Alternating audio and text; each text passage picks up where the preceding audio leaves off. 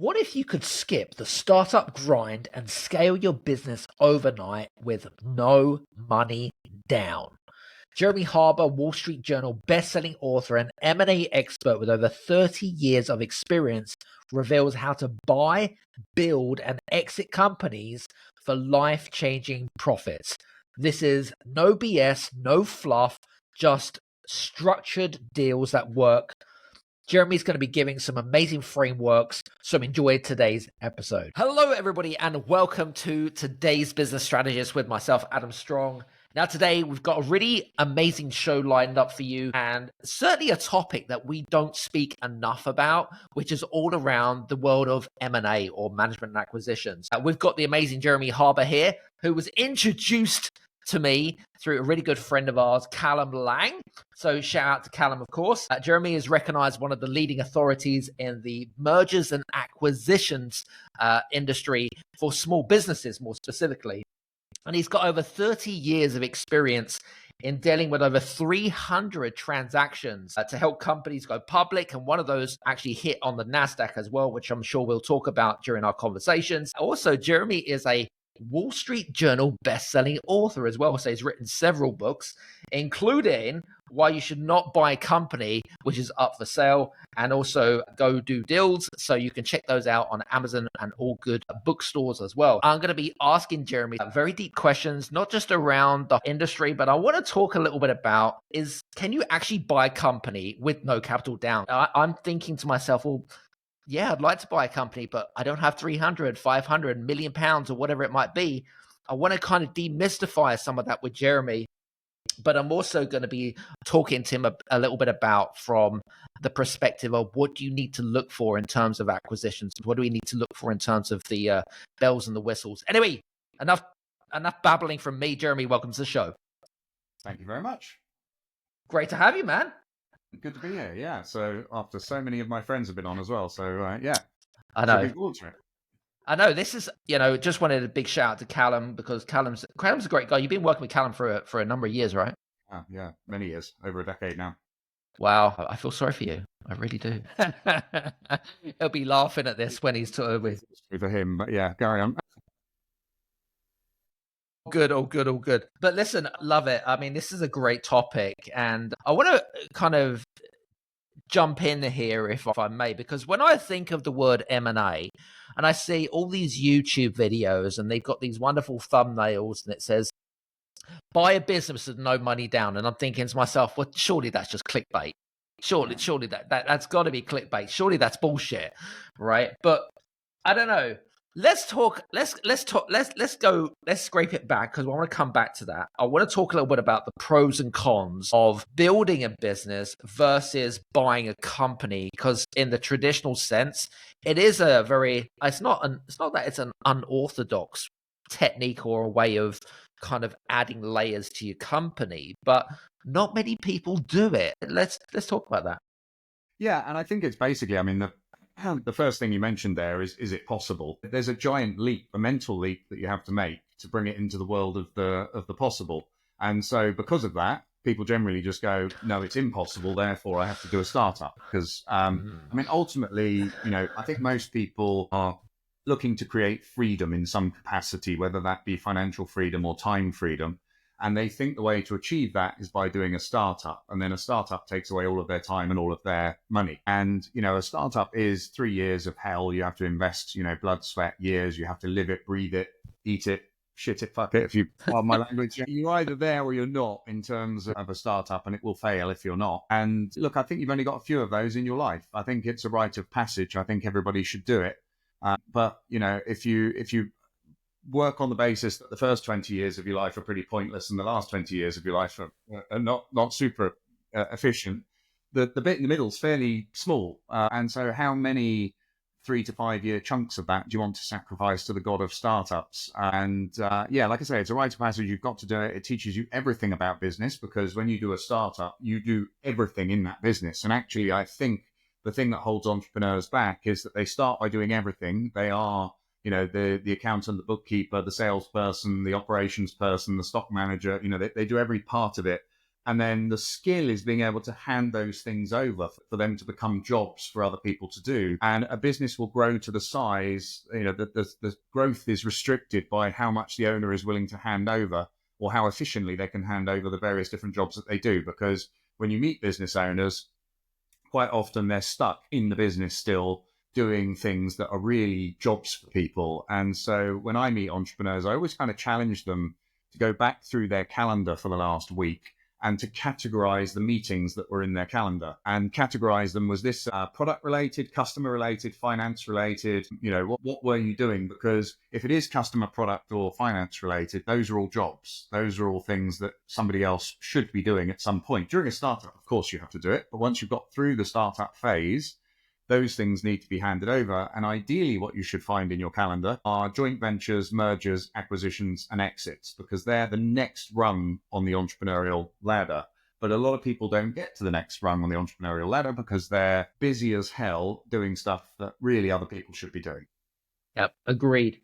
What, so I mean, stats are quite shocking for startup companies. I think it's, what is it, like 95% fail within the first 5 years? 95% of stats are made up, but yeah, it's there's an extremely high failure rate for startups. And what's amazing is how much capital they attract. So if you look at capital allocation, basically startups in the pure equity basis, startups attract way more capital than mature businesses, and yet mature businesses have figured out product market fit. They've figured out how what marketing works and what marketing doesn't work, and they would often be great candidates for additional capital because it's just scaling something that's already proven.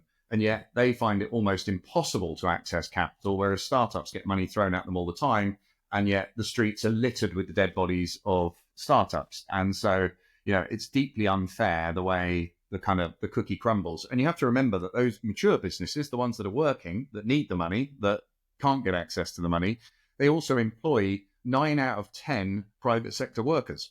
So I know, you're in Sweden at the moment. Has a high percentage of public sector workers, and you're originally from the UK, which is almost communist now, isn't it? There's 45% of the people, 45% of the workforce work for the government, which is fucking insane, isn't it? I mean, Jesus. I think Stalin would be proud of that. But anyway, if you look at the private sector, the bit that pays for everything, 9 out of 10 people work in those small to medium-sized businesses. So they're really systemic to the economy. They're extremely important to the economy, and yet can't access capital. Banks won't lend them the money unless they've already got it, or unless they bet their house. VCs, private equity, all those guys, they're just not interested. They would rather stick it all on Red 33 and spin the wheel. Than stick it into something that actually has sales and employees and all of that stuff. What's the just out of curiosity? I mean, we obviously know about various startup stats, but how does that compare to if you got, say, someone that's just maybe coming out of corporate, thinking about starting up their own business, and they're convinced that actually it's probably best to buy an established business rather than kind of starting from scratch, which to me makes logical sense, of course. What's the stats surrounding taking on an established business, especially if you are coming from corporate and you have no business acumen or very little business acumen? I think the first time you do something, you're going to get screwed, aren't you? The first time you do anything is the learning experience. The second time is an improvement, and the third time you tend to get it more or less right. So what I see often is that somebody leaves corporate life with a big chunk of money. They spend that buying a business that then goes wrong. But by the time it's gone wrong, they've kind of figured out what they need to do it right.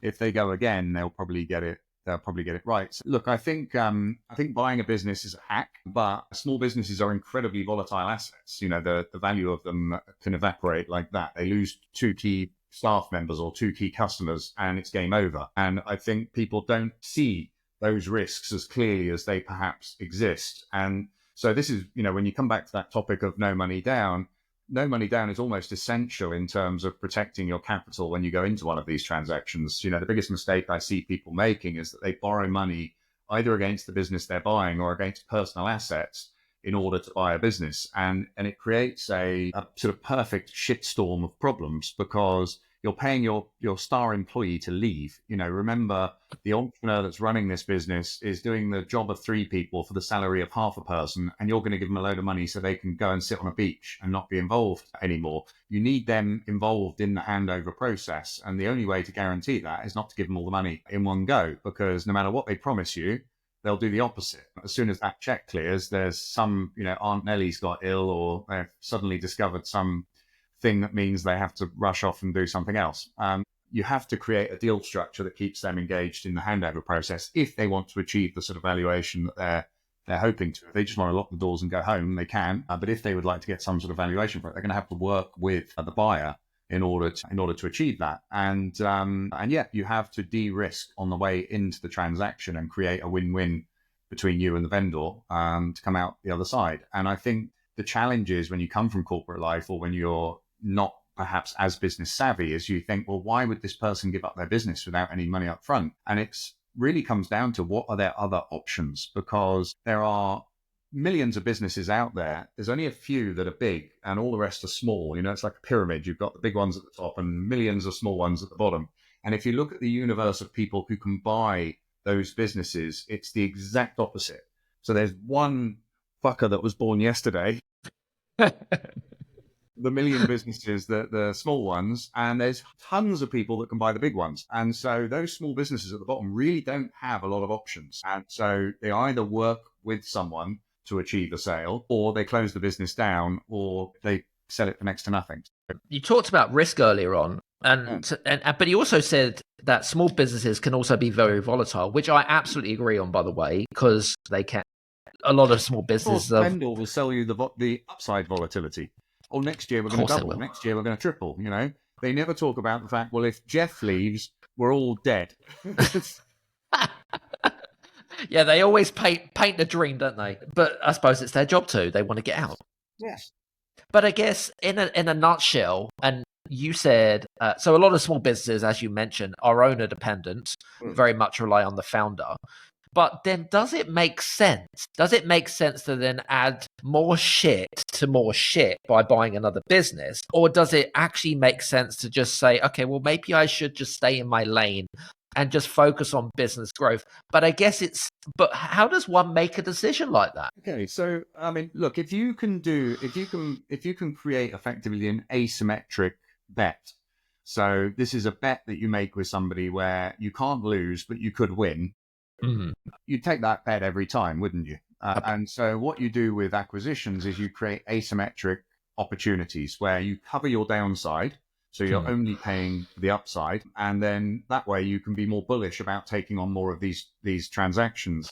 And as I pointed out before, you've got all the businesses in the world, all the buyers in the world. Well, if you can move up that pyramid, if you can get bigger, you widen the audience of potential buyers, which means it's easier for you to sell a bigger business. So one of the biggest drivers of creating an audience to buy your business is scale. But it also creates exponential value increase, because if you think about it, as you go up the pyramid, there's less competitors, there's less businesses of that size, and yet there's more people looking for the same kind of business. So you now have, whereas at the bottom you have one person for every million businesses, halfway up you might have 500 people for 500 businesses. So suddenly the value starts to go, and as you get higher, it goes exponentially in the other direction. So you've got 500 people looking at 5 businesses. It's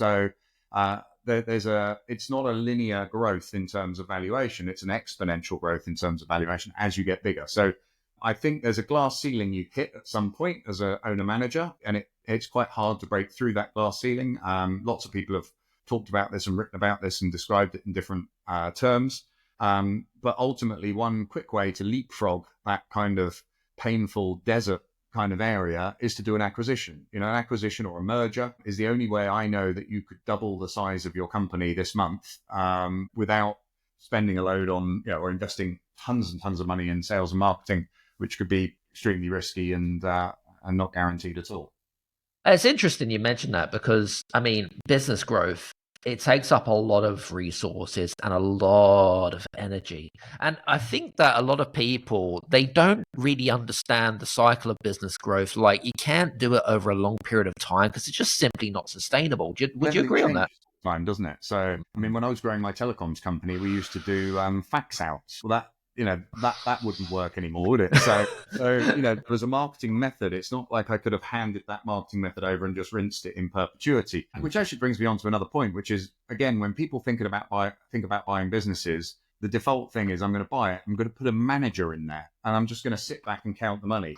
And again, never works for all those kind of reasons, that business is a constantly moving landscape. And so, one of my big epiphanies, I guess, was that you don't make money running businesses. You make money when you sell businesses. It's the capital events that you create from exiting these companies that creates the freedom that we came onto at the beginning, the time freedom, the financial freedom comes from the exits, not the operation of business. So you have to start thinking from a capital event exit standpoint rather than perpetual growth kind of Yep, love it. So if I'm in the market now, I'm going to put my hand up, by the way, and I'm in the market for buying a new business. So I'm going to put it out there. What do I need to look for an acquisition? Like, is there a checklist that you use? Is there a certain? The first thing would be to narrow down the type of acquisition that you want to do. So is this to grow an existing business that you have? And if it is, is it going to be a horizontal acquisition? So is it going to be a lookalike? So something like you, so another business that does the same thing? Or is it going to be a vertical integration type opportunity? So is it going to be one of your suppliers or one of your customers? So are you going to move up or down your supply chain? So make a list of all the types of business that you could potentially buy, either horizontally or vertically. So I mean, when I had my telecoms company, I could buy other telecoms companies, or I could buy our broadband provider, our IT installation company, our cabling company, and all of these kind of things. So they would be the difference between the horizontals and the verticals. And then once you've got that list together, I think a really good starting point is go to like Sales Navigator on LinkedIn and put those business types in. Put in minimum of 5 employees, so you get rid of the little one-man band and consulting type firms. And then put in the geographies that you would be interested in. So are you looking at stuff in your own area, or are you looking to expand geographically as part of this acquisition strategy? And start to make a short list of people who own businesses that you would like to own, narrow it down. And then initially, don't worry about leaping down their throat and making offers and trying to do deals with them. Initially, treat it like a research process and just aim to have conversations with as many business owners that own businesses that are in your target area as possible, and reach out to them as an investor in their industry that would like to just pick their brains, have a chat, general catch up, and speak to as many of them as possible. And during those conversations, figure out what their plan is for the future. Are they looking to grow? Are they looking to exit? Are they looking to go public? Are they looking to sell? What are their hopes, ambitions, dreams, etc.? And also start to get a feel for what the common challenges that industry is facing are, what the common opportunities are in that industry, what direction is that industry going in? Do they think it's all doom and gloom? Do they think it's all opportunity? Because you can use all of that information as you go into other deals. You'll sound like a veteran of the industry when you start dropping these comments in like, oh, well, since XYZ legislation happened, it's been a lot tougher, eh? Me, yes, it has, and you'll be able to create amazing rapport off the back of getting these little nuances and these little details about their industry. And what's interesting is if you have a load of those conversations, if you have 10, 15 of those conversations, you'll start to see stars line up. Oh, this guy wants to exit. These guys want to build. Maybe if we put them together, this management team can take over that company and we can do something. And you'll just see opportunities that pop out of these things. For sure, if you speak to 10, 15 of them, you'll find the one that's absolutely screwed and in distress. And if you have a business already in that sector, you could probably just pick up their customers and maybe give them something over the long term from the profits that you make from their customers as a reward for getting them. The opportunities will present themselves basically as you start to delve into those areas.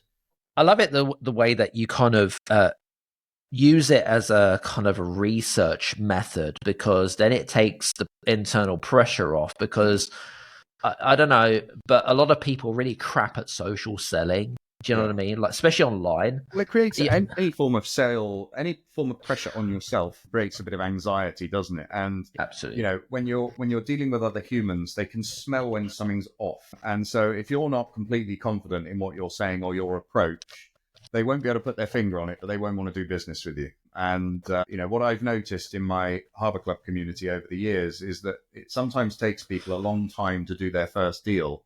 And then as soon as they do their first deal, their second one is like a week later or a few days later. And this happened to me. It took me ages to do my first deal. My second one was 2 weeks later. And that was coincidence that the opportunity was there. And then after I started working with other people and I saw that pattern again and again and again and again, I realized it's actually it's a confidence you get from breaking your deal virginity. Once you've broken that deal virginity, it's like a champagne cork has popped and it doesn't stop. And so, it's very noticeable. Very good. Love that. I think the thing that probably worries me, I wouldn't say maybe it's for people that are looking to make that acquisition. Like, what exactly do they need to do? Like, they've acquired this company. I mean, what's the first thing that someone should do once they've bought a company? Is it to go in, evaluate the gaps in the business, and then try to fulfill those gaps? What's your experience in dealing with that? Well, so I guess boiling it back to basics, a business should have more money coming in than going out. So rule number one, figure out, does it have more money coming in than going out? So get under the hood of the financials. I'm actually a light touch person when it comes to acquisitions because I've done it both ways. I've done the micromanaging, getting into every detail, engaging in enormous change. And I've done the light touch, working with the people in there and giving them huge amounts of autonomy to do it in their own way. And I realized that the effort that you put in doesn't necessarily pay off in any demonstrable way. So I think everybody believes they add a lot more value than perhaps they do. And so you get caught in your own ego around what value you're going to bring to the table. But like I say, there are fundamentals that you need to get on top of, like you need more money coming in than going out. And a lot of businesses are badly run when it comes to things like cash management. And so running a business for cash flow is a good idea. And we have a few kind of tricks and tips that we use around how to reposition a business to operate on a cash sort of basis. And then, the rest of it is really around presentation for an onward sale. So what do you need to do to get this thing ready for sale? Because all the things you do to get it ready for sale are also improvements in terms of documentation, how things are put together, processes, systems, reporting, all of those kind of things, which are essential to be able to demonstrate to a potential buyer, are also best practice when it comes to running a business. What's the average time scale from when someone purchases a business to the time that they exit? Is there a set? I would say there's a big difference between when they exit and when they're exit ready. So the plan to get exit ready is a 100-day plan. So you buy the business and there's a 100-day plan that you work to. You very rarely hit that, but but it's an ambition of having a 100-day plan to have the thing exit ready. But the exit itself is typically 9, 12 or 18 months. And I've got members of my Harbour Club community that are sitting on businesses 10 years later they haven't sold, often because they're not motivated enough to sell them. Yeah, again, different people have a different approach to this. Mine has been beaten into me through a series of wish I had kind of moments, whereas other people haven't experienced that yet. So they need that kick in the nuts before they realize they should have sold it. I mean, there must be a lot of common worries and mistakes that people make when they've taken on a business, right? And you're saying, and I don't know how your experience was when you first sold your first business, because it's different for different people. But the people that haven't sold their business 10 years down the line, do you think there's also whether it be a mindset block, a limiting belief that is also attached to the business that they've bought? Or do you think there's like some sort of emotional attachment that's like, oh, well, this is my first one. I don't want to kind of like give it up and then I'll have nothing. I think it is. It's an emotional thing. And I think there's also a fear of making the wrong decision. And as an entrepreneur, the glass is always half full, isn't it? And so we always think next year is going to be the best year ever. So why would I sell it now when next year is going to be so awesome? And it's only the pragmatist that goes, well, next year might be better, but bird in the hand's worth two in the bush. Next year could be fucking awful. So I don't know. It's kind of like I feel like sometimes we're always waiting for the perfect moment, or when the economy picks up. You probably heard of that one before, or when the market's better. I mean, what the fuck? Yeah, you're always for sale, and if you get a good offer, I mean, I have high value items like my yacht, for example, is always for sale, and I ask a punchy price for it. And if somebody wants to pay me that, fantastic. If not, if they want to make me an offer, they can make me an offer. And then if they make me an offer, because it's named after my wife, so I should really go and speak to her. So if they make an offer, I've got something to discuss. I don't have to discuss should we sell it. I just have to discuss should we take 3 million euros for it, or 3.5 million euros, or whatever it is. So somebody makes an offer, it can be discussed. So, and the same businesses have adult conversations with people whenever you can about what they would be willing to pay you for your business. Yeah. In terms of sourcing deals with kind of no money down type of thing, because I mean, investors really want to put in as little capital as possible and get the highest bang for buck, I suppose, in a nutshell. Where is it that you advise your clients when it comes to finding these no money deals? Because it's not like they're advertised in the local newspaper or anything, is it? They are advertised. It's kind of too late, or it's not going to work. So yeah, like I say, you just really need to speak to people who own the businesses that you want to own, and the opportunities lie in those conversations. And no money down doesn't mean no money. It just means you're working together with the business owner to get them to an exit value that they want, and you construct that in a number of different ways that gets them their number and gets you the business without you having to take a huge risk. Because if you borrow a lot of money that you're personally guaranteeing, then that's the most common way I see people screw up, is borrowing money. I think it was Charlie Munger, God rest his soul, who said there's 3 reasons a man goes bankrupt, and it's liquor, ladies, or leverage. And Warren Buffett kind of chimed in and said, he only says liquor and ladies because it starts with an L. It's really leverage. And it's true. I see so many times, and it can be direct leverage, like borrowing money from the bank, or it can be indirect leverage, like agreeing to pay a business owner over a period of time a fixed amount that the business then can't sustain, and the business owner ends up taking it back. And we've seen that so many times as well. We've seen that on the reverse, which is where we sell somebody a company and we take it back because they can't continue to pay us. And then you build it back up again and put it back on the market and sell it again. So we've got lots of Harvard Club members that have sold businesses multiple times. One of the things that would worry me, especially when it comes to buying a business, okay, I purchased the business and I've got, I don't know, X employees within it. Say there's 10, 20 employees, whatever it is. And then because I don't have a relationship with those employees, right? What happens if my A players just thought, you know what, fuck it, I'm going to leave. And then I'm left in this position of, shit, all these people have now left. What the hell am I going to do, right? And so I kind of feel like that would be like I'd feel completely out of my depth. And I'm sure that there are worries of other people that want to make acquisitions, and this comes up in mind. How do you get around that, Jeremy? Yeah, I mean, look, some businesses are absolutely dependent on the people in them. I mean, you take something like a recruitment company, literally all of the assets leave at 6 p.m. and they come back again the following morning. I mean, there's no other value in that business at all. But True. Isn't that great? Because that's why you're not going to give them 2 million quid for it on day one. That's why you're going to structure a deal with them over the next 2 to 3 years that gets you into the business and gets them out of the business. So every risk that you can see is an opportunity to construct a deal structure that works more in your favor. And what's interesting is when you look at our competition in this, they've gone done an MBA, and they've learned how the world's largest brewer bought the second largest brewer.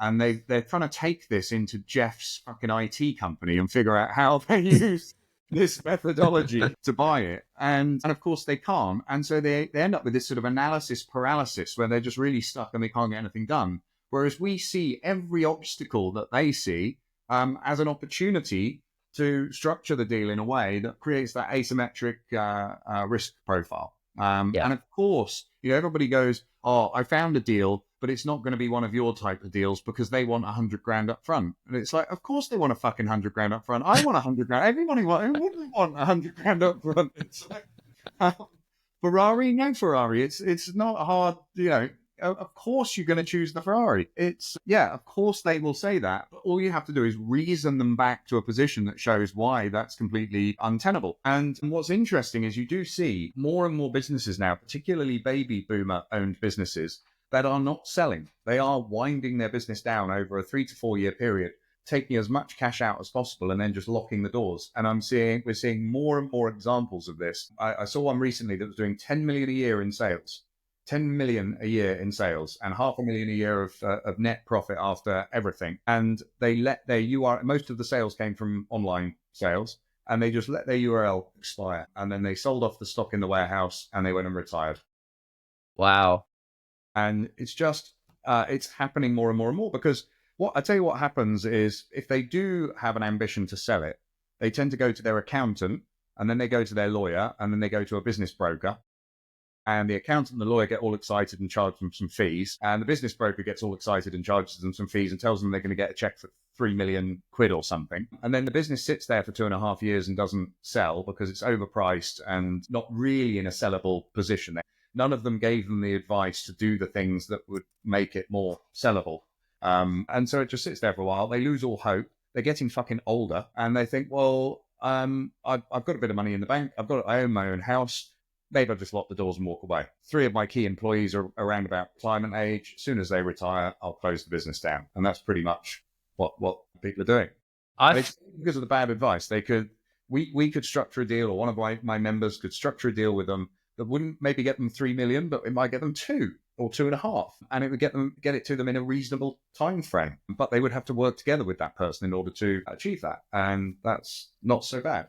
Do you know what? I don't think it's so uncommon now. And it's interesting you brought that up, and I'm so glad you did, especially with established businesses, which, and one of my missions, Jeremy, is, and I think there's some shocking stats out there that it's less than 48% have an exit plan in place, but less than 10%, I think it is, that actually exit their business. 8 or 10% of businesses that have something like that actually sell. And they do. My belief, this is anecdotal, not evidential, but my belief is the ones that sell are the ones that fucking have to, because the guy's dying or died, or something happened that forces the sale to actually happen, and it doesn't happen at anywhere near the sort of valuation that they were expecting. I mean, if you go into Google and you type, this is American stats, so it's broadly similar, but if you go into Google, you can type bizbuysell.com report, and in that report you can actually look at the average price businesses actually sold for last year in the US by sector. And I mean, I've actually got it open on my screen because I was looking at this for somebody earlier today. Interesting. You can take something like children daycare centers. On average, they take 194 days to sell, and they sell for 3 times earnings. So look, here's where are we? Yeah, donut shops. That's a good one. Donut shops. So on average, it takes 144 days to sell them. They sell for 1.9 times earnings. So less than 2 years profit. Dental practices. So you'd have thought dental practices would be great businesses. 2.1 times earnings. So only That's not much. 2 years earnings. Yeah. And you know why this is, and this is the bit that most people don't really understand, is when you're buying a business, you have to consider the risk-weighted return on capital. So if you think about, you can buy a US Treasury that pays you 4.6% per year, that's called the risk-free rate, because the Fed issues the debt and it also issues the dollar, so it can't fail. And you can make close to 5% a year on, without taking any risk at all. And then everything else that you invest in has marginally more risk. So if you're going to buy a small business where, like I say, you lose a couple of staff or you lose a couple of customers, and it's its worst, worst year ever, would you say that's 10 times more risky than the US government? I'd say it's a lot more than 10 times more risky, and yet it's only priced at 10 times more, because 2 times earnings is a 50% return on capital, which is 10 times more than a 5% return on capital. So even that looks expensive. And when you put it in those terms, everyone goes, well, fuck, I thought I was worth 8 times earnings or 10 times earnings or 6 times earnings. But no, the actual price these things sell at is a fraction of that. And they don't necessarily get that up front either. Wow. That's shocking. That's shocking. Mathematically makes sense, doesn't it? But as a business owner, the problem is the reason everybody has this unrealistic expectation over what they're worth is because they read about the private equity company that bought somebody in their industry for $1 gazillion. But that was because that person was the top of the fucking pyramid. They were Yes. they had Yeah, lots of yeah. options. They had, you can't compare someone at the top of the pyramid to somebody at the bottom of the pyramid or even halfway up the pyramid. So that's Yeah. the first thing that pollutes people's brains. And the other one is business brokers. Business brokers make money by listing you, not by selling you. If they sell you by accident, that's a bit of a bonus, but their money comes from the listing fees. That's what keeps the lights on. That's what pays the salaries. And that's how they keep going every month, is from listing. So they will tell you whatever you want to hear to get that listing fee from you, which typically involves telling you that your business is worth a lot more than it really is. So you've got these two things. The industry seems to be telling you it's worth this much, and the business brokers agreeing with them.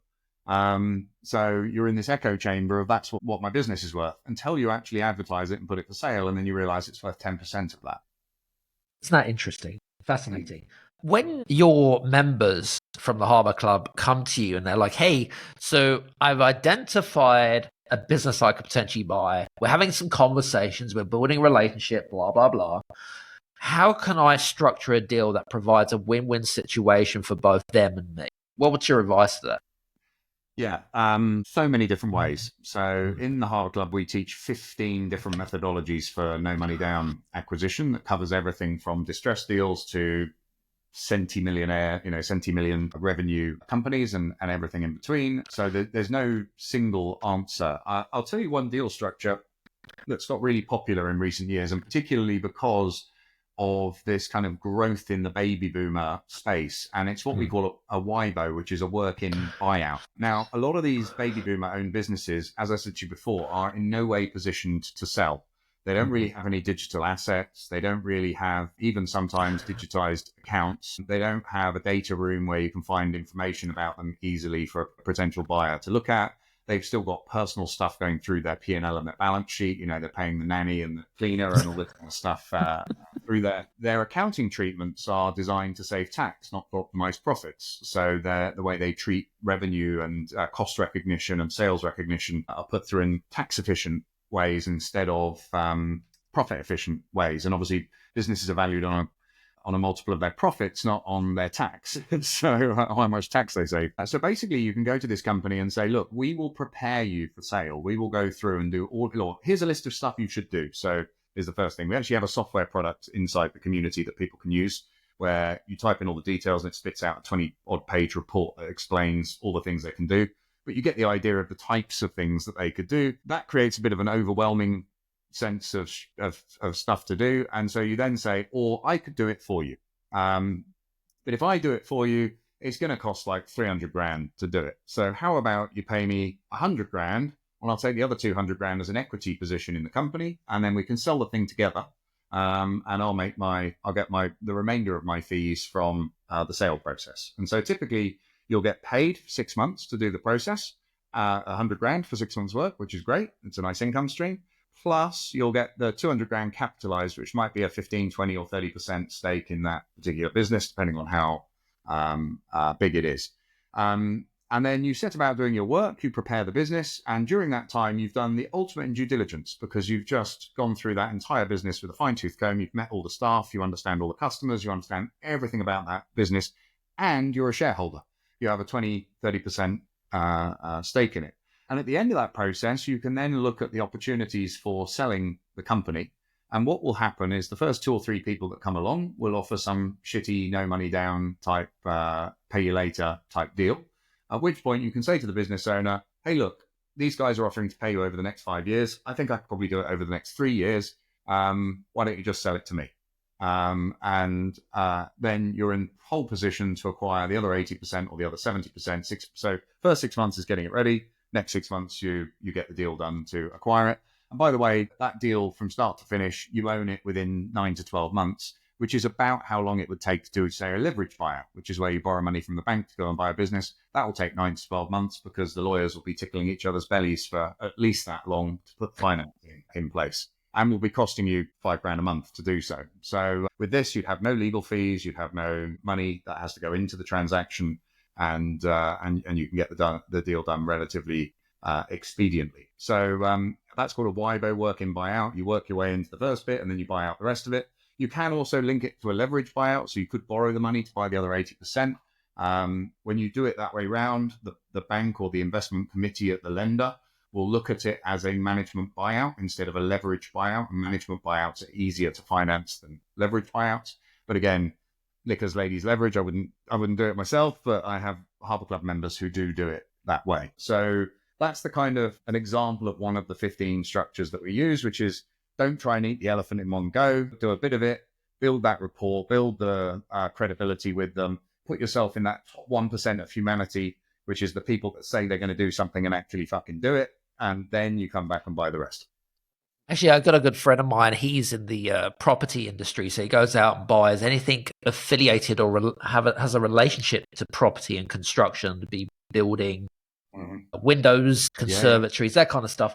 And so he does exactly what you said, which is effectively go in as a consultant, right? Helps them to buy the business, but then ends up buying the business himself. So yeah, we've got so many Harbour Club members that were either mentors, coaches, consultants, providing some sort of service to businesses that they've come and done the course and just gone, shit, every one of my clients is an acquisition opportunity. And so they've pivoted into using those skills to buy companies. And they're some of the most successful members in our community. Smart way. There's a little hack there, ladies and gents, a little hack there. I was going to say, if I was in that market to buy a company, so I've come across a company, how does one, in terms of valuations, because I mean you could get a valuation from one company to another company, they're probably going to vary, and there's probably quite a big variation between valuations. But how does really one truly, do we take it from an average and kind of go down the middle? Like, how does one value what you're actually buying in the first place? And because an owner is going to have what in their head, I want £1 million, but actually it's not really worth £1 million. It's maybe only worth 200 grand.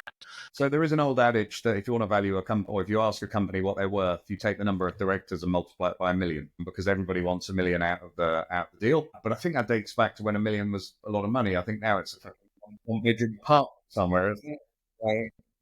You're not going to get that in London, I can tell you that for sure. It's good.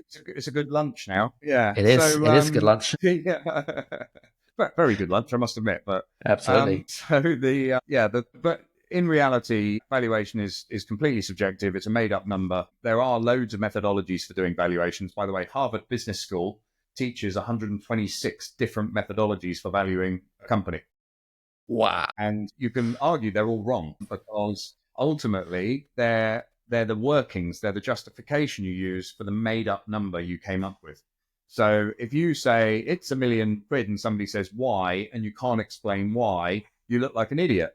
But if you can say, oh, well, it's a return on net assets of 8%, or it's a discounted cash flow valuation, or it's 4 times earnings, or it's, whatever methodology you want to attach to it to justify that made up number, the number's still made up. You're just justifying it with something. And if you remember during the dot-com boom, they actually came up with eyeballs as being a metric for valuation, like how many people were viewing a web page. Now, I don't know with eyeballs whether they double because you have 2 eyes. So if a person was considered 1 eyeball, or they have 2 eyes, so they double every person that looks at it. But anyway, whatever, it was just bullshit to justify why lastminute.com was worth 44 million quid when it hadn't actually sold anything yet. So it was, all of these kind of metric, or these models are used to value something. Now, in reality, I would say it boils back to that risk-weighted return on capital. So if you're putting your own money in, you need a huge return on capital to justify the risk that you're taking in buying the business. But if the business is paying for itself, if it's using its own capital to buy it out, then you can be a bit more bullish on the valuation that you're paying. So a business might be worth, 1 times or 1.2 or 1.3 times its earnings if you are having to put cash in, but you might be able to get them to 3, 4, or 5 times its earnings if the business is paying for itself. So in other words, if the cash flow of the business is going to go into its acquisition, and you can do that in a risk-free way to you, then you can effectively overpay, or you can afford to overpay for the business because it's self-financing. It's kind of like having a tenant that's paying your mortgage. You can argue that the risk is lower because you've got this income stream that covers the costs. So valuation is a bit of a dark art. It's a bullshit number that you then justify, and it's a bit like when you did maths at school. You got one answer, 1 point for the answer and 1 point for showing your workings. You've got to show your workings, and so you have to come up with a reason why it's there. But ultimately, it comes down to risk and Yeah. how you mitigate risk and how you work with them to get them to a number that they're comfortable with. So Yeah. getting them to propose a value is great because you've then got something to work on. Sometimes people just absolutely hands down flatly refuse to do that. So you go back and you reverse engineer it to what's affordable and reasonable. And if there's a mismatch, as in they suddenly think, well, that's fucking nowhere near what I was expecting, you can show them your workings. You can say, well, look, this is what it generates. This is what it does. I can go and buy Microsoft bonds and instead, so show me how I get to a better number or a bigger number. And typically that will come into future performance. So they'll talk about things it's going to do in the future. So you can link payments to things that it may or may not do in the future. So that's called an earn out, where you say, look, if you do get that contract with BP next year, I'll give you a bit of it, and that will increase the valuation. Very good. Love that. Good stuff. Now, is there ever a good time or a bad time to buy a company?